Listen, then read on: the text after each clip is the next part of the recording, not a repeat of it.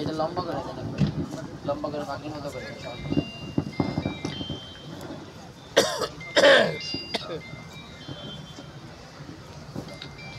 হাফেজ মোহাম্মদ সাব্বির আহমদ,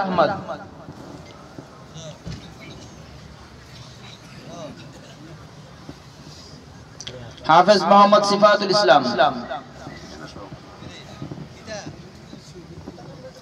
পিতা মোহাম্মদ শফিকুল ইসলাম, গ্রাম ছবিনগর দেবিদ্বার।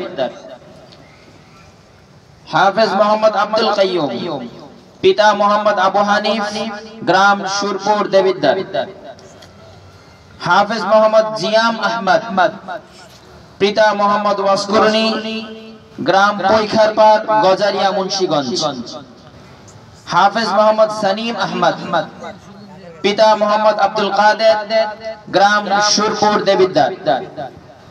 হাফেজ মোহাম্মদ সামি, পিতা মৃত মোহাম্মদ নজরুল ইসলাম, কুরছাপ দেবিদ্বার।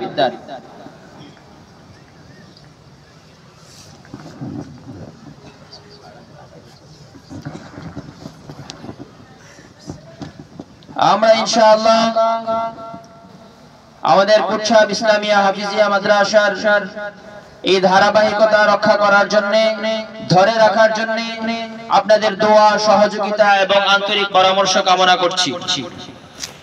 ইতিমধ্যে আমাদের মাদ্রাসা থেকে এই পর্যন্ত প্রায় 14 থেকে 15 জন ছেলে কোরআনুল কারীমের হাফেজ হয়েছে। এর মধ্যে থেকে আমরা গত বছর আমাদের একটা ইসলাহি মজলিসে প্রায় 3-4 জন হাফেজ কোরআনকে আমরা প্রাকি প্রদান করেছি। আমাদের এই মাদ্রাসায় লেখাপড়া করে চান্দিনাতে আমি ছোট্ট একটা মাদ্রাসা পরিচালনা করি, তালিমুল কোরআন মাদ্রাসা নামে। আমাদের গ্রামের 3 জন ছেলে ওখানে আমার কাছে হিফজুল কোরআন শেষ করেছে।